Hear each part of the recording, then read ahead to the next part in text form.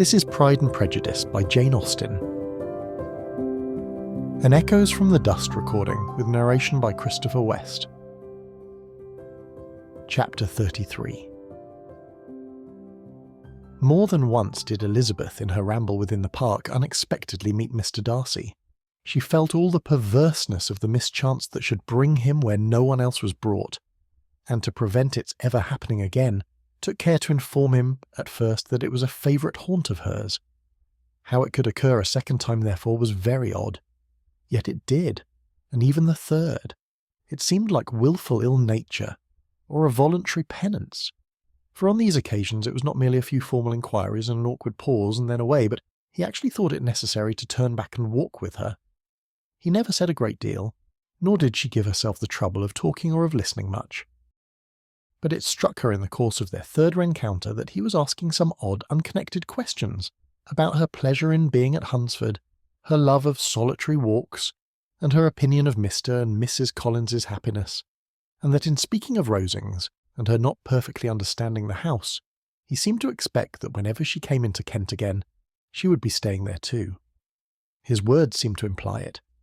Could he have Colonel Fitzwilliam in his thoughts?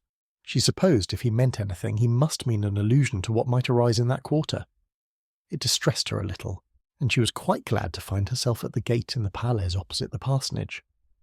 She was engaged one day, as she walked, in reperusing Jane's last letter, and dwelling on some passages which proved that Jane had not written in spirits, when, instead of being again surprised by Mr. Darcy, she saw, on looking up, that Colonel Fitzwilliam was meeting her. Putting away the letter immediately and forcing a smile, she said, "I did not know before that you ever walked this way." "I have been making the tour of the park," he replied, "as I generally do every year, and intended to close it with a call at the parsonage. Are you going much farther?" "No, I should have turned in a moment." And accordingly she did turn, and they walked towards the parsonage together. "Do you certainly leave Kent on Saturday?" said she. "Yes, if Darcy does not put it off again, but I am at his disposal. He arranges the business just as he pleases, and if not able to please himself in the arrangement, he has at least great pleasure in the power of choice. I do not know anybody who seems more to enjoy the power of doing what he likes than Mr. Darcy." "He likes to have his own way very well," replied Colonel Fitzwilliam, "but so we all do. It is only that he has better means of having it than many others, because he is rich, and many others are poor. I speak feelingly. A younger son, you know, must be inured to self-denial and dependence. In my opinion, the younger son of an earl can know very little of either. Now seriously, what have you ever known of self-denial and dependence?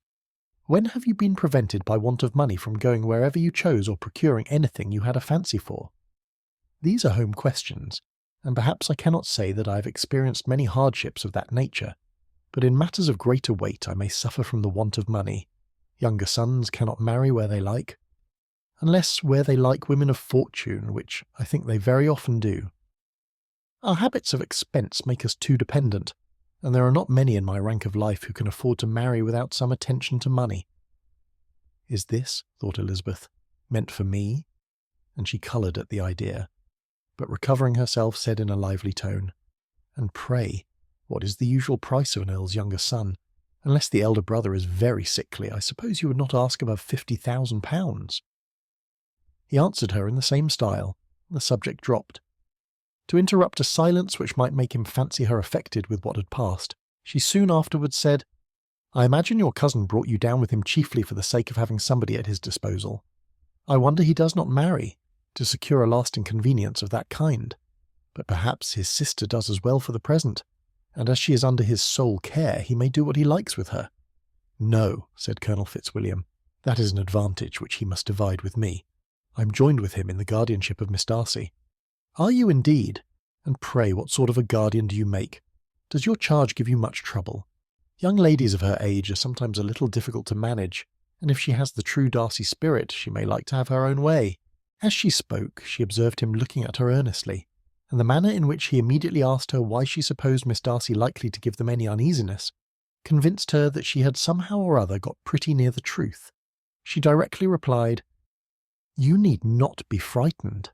I never heard any harm of her, and I dare say she's one of the most tractable creatures in the world. She's a very great favourite with some ladies of my acquaintance, Mrs. Hurst and Miss Bingley. I think I have heard you say that you know them." I know them a little. Their brother is a pleasant, gentlemanlike man. He is a great friend of Darcy's." "Oh, yes," said Elizabeth dryly. "Mr. Darcy is uncommonly kind to Mr. Bingley, and takes a prodigious deal of care of him." "Care of him?"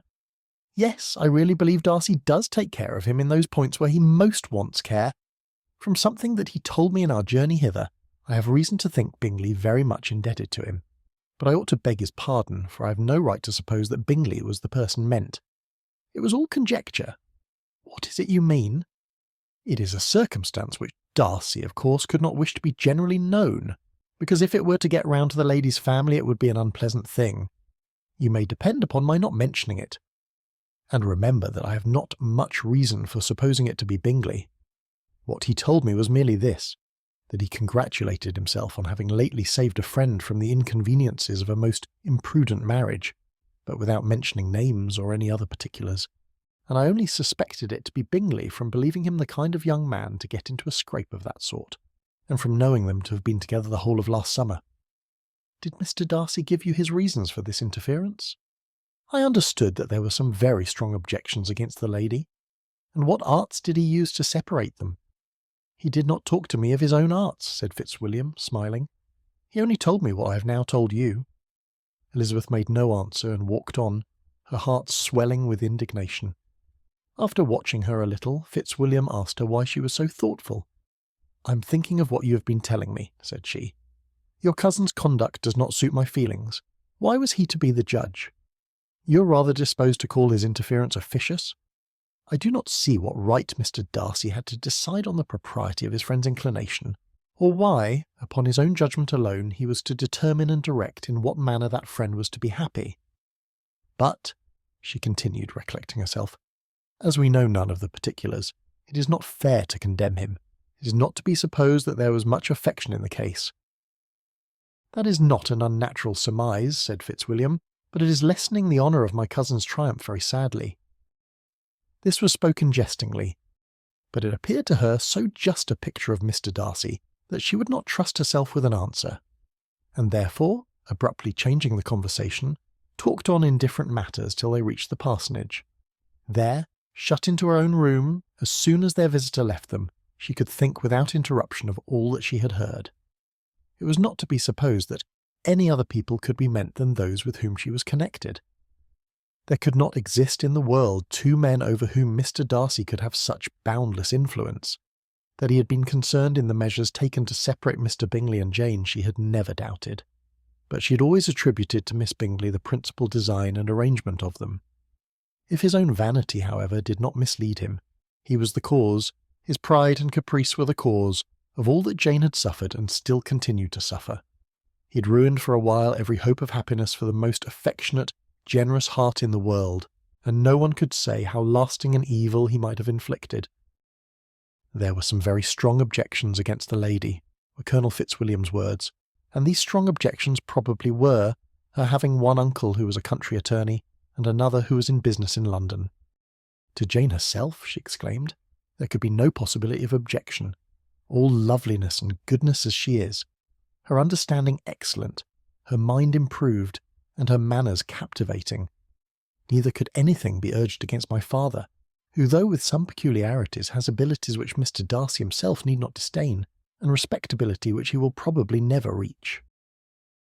When she thought of her mother, indeed, her confidence gave way a little, but she would not allow that any objections there had material weight with Mr. Darcy, whose pride, she was convinced, would receive a deeper wound from the want of importance in his friends' connections than from their want of sense. And she was quite decided at last that he had been partly governed by this worse kind of pride, and partly by the wish of retaining Mr. Bingley for his sister. The agitation and tears which the subject occasioned brought on a headache, and it grew so much worse towards the evening that, added to her unwillingness to see Mr. Darcy, it determined her not to attend her cousins to Rosings, where they were engaged to drink tea. Mrs. Collins, seeing that she was really unwell, did not press her to go, and as much as possible prevented her husband from pressing her. But Mr. Collins could not conceal his apprehension of Lady Catherine's being rather displeased by her staying at home. This is Pride and Prejudice by Jane Austen. An Echoes from the Dust recording with narration by Christopher West and music by Cody Martin. If you're enjoying this audiobook and would like to see more, please consider liking and subscribing, or explore our catalogue celebrating classical literature through unique, book-inspired retail items at echoesfromthedust.com, link in the description. Discover elegant gifts, decor, apparel and stationery inspired by timeless works like Pride and Prejudice, perfect for book lovers, collectors, and anyone seeking to bring literary classics into modern life. Thank you